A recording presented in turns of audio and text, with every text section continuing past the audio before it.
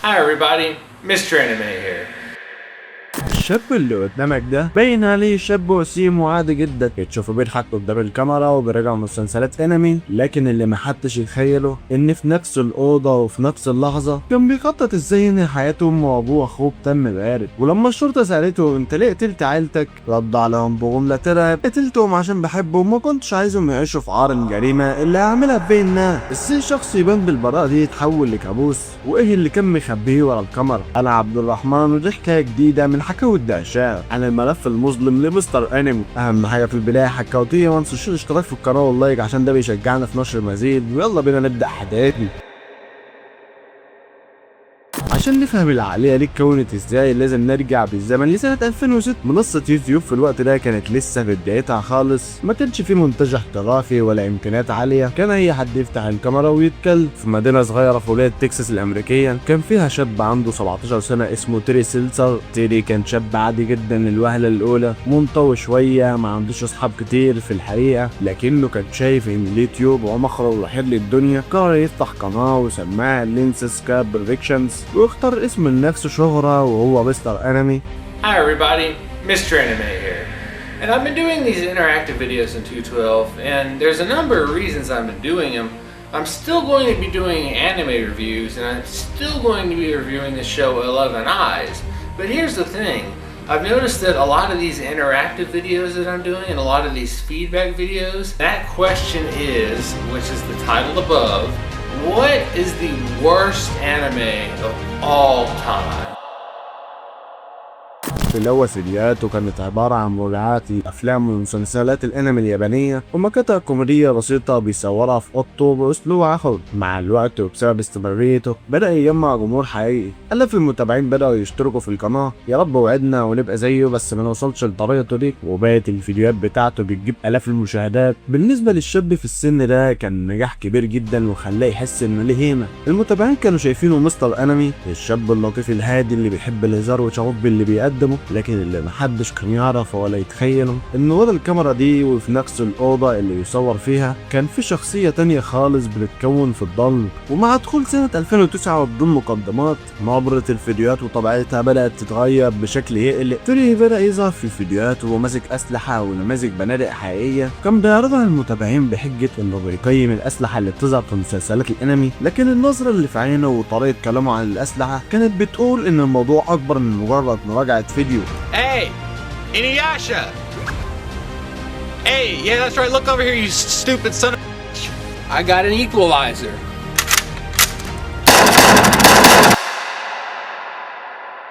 الشرطة والتحقيقات النفسية اكتشفت بعدين ان تيري كان بيمر بمرحلة تدرج إجرامي خطير جدا، ومحدش من المتابعين أو أهل البيت أخد باله منها. كانت في السر وبدأ يعذب ويقتل الحيوانات الأليفة اللي حوالين بيته، وده السلوك الأول والأساسي عند أغلب المجرمين والقتلة المتسلسلين. الموضوع كبر معاه وبقى يخرج بيلف دول المنطقة مع سلاح حقيقي ويروح على مناطق مهجورة يضرب نار في الهواء ويجرب يشعل حرائق صغيرة لمجرد إنه يستمتع برؤية النار والطماع. تيري اتحول لشخص مجنون بدراسة حادث إطلاق النار الجماعي في أمريكا وعلى رأسها حادثة مدرسة كولومبيان الشهيرة. بقى يقعد بالساعات يقرأ تفاصيل الجرائم، يحلل الأخطاء، وبدأ يسجل في مذكرات خاصة ازاي هم اكتشفوا او اتأخروا عشان هو يتجنب الأخطاء دي لما يجي دور. تيري كتب في مذكراته جملة مرعبة تشعر لها الأبدان. قال أنا مش عايز أكون مجرد يوتيوبر مشهور، أنا عايز أعمل حاجة تخلي اسمي يتردد في الأخبار والتاريخ للأبد. تيري كان مخطط لكل حاجة بالملي. قرر إن اليوم ده هيكون يوم تنفيذ مجزرة إطلاق نار جماعي في مدرسته القديمة، وكان مجهز خطة تخلي عدد الضحايا كبير جدا. لكن وقبل ما يتحرك خطوة واحدة بره البيت وقف في اوضته في الضلمه وماسك سلاحه وفكر في حاجه غريبه جدا. قال لنفسه لو انا نزلت ونفذت المجزره دي اسمي هيتردد في الاخبار كمجرم، وعيلتي امي وابويا واخويا هيعيشوا بقى حياتهم في عار وبؤس بسببي. الناس هتشاور عليهم وتقول اهله هم السبب. وهنا العقليه المريضه بتاعته طلعت بقرار يرعب. قرر انه يحييهم من العار ده عن طريق انه ينهي حياتهم بنفسه الاول. دخل الصالة بدم بارد وبدون أي تردد، أطلق النار على أم روندا وردها قتيلة في الحال، وبعدها على طول اتجه لأخوه الكبير شون وأطلق عليه النار، وأخيرا استنى أبوه راي يصفاه بنفس السلاح.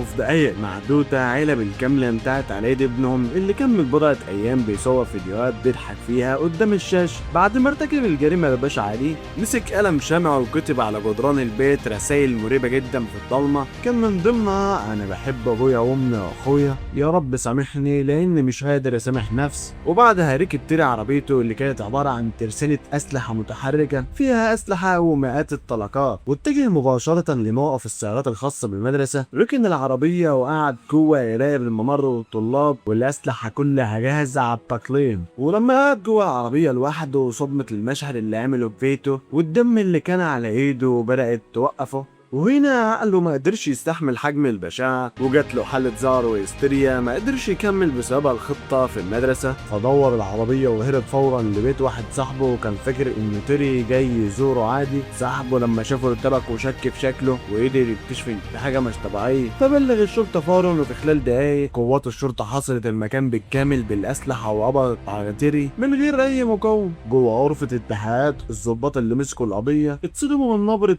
تيري كان بيتكلم بالروتش دي وبيرد على الأسئلة كأنه بيحكي قصة من فيلم مش جريمة عاملها بإيده. ولما الظابط سأله السؤال المباشر انت ليه قتلت عيلتك اللي بيحبوك، تيري رد بكل بساطة وقال له قتلتهم عشان بحبهم وما كنتش عايزهم يعيشوا في عار اللي كنت عامله بين الناس في المدرسة. We have a chilling video confession tonight from Trey Sessler, the young Montgomery County man who killed his family. In the video, he admits killing his mom, his dad, and his brother, but investigators say he planned on killing many more. The thing about my family is I would protect them with my life, but at the same time, if anyone was going to hurt them, it was going to be me.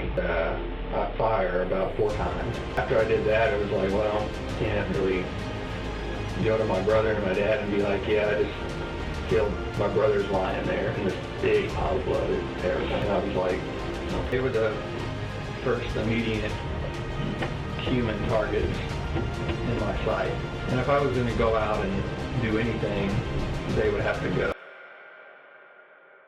في المحكمة سنة 2012 القضية ما خدتش وقت طويل بسبب اعترافاته الكاملة والأدلة القاطعة. القاضي أصدر حكمه بالسجن مدى الحياة من غير أي فرصة للإفراج المشروط. والعجيب إن تيري نفسه في الجلسة الأخيرة طلب من القاضي إنه يرفض أي طلب استئناف مستقبلي، لأنه قال إنه عارف كويس جدا حجم الأفكار المظلمة اللي جوه دماغه ولو خرج ممكن يعملها. حكاية مستر انمي او تيري سيلسر بتسيبنا قدام تساؤل مرعب جدا، ازاي العالم الافتراضي يقدر يخدعنا للدرجة دي، وازاي شخص نكون فاكرينه صانع محتوى لطيف وبنضحك على فيديوهاته يكون بيخفي وراها ابشع الجرائم. دي كانت حكايتنا النهارده حكاوي دهشان. لو عجبتكم القصة وطريقة السرد ما تنسوش تدعمونا باللايك والاشتراك في القناة وتفعيل زر الجرس عشان توصل لكم الحكايات الجاية اول باول، وشاركونا رأيكم في الكومنتات. وكان معاكم عبد الرحمن، اشوفكم في الحكايات الجاية. سلام.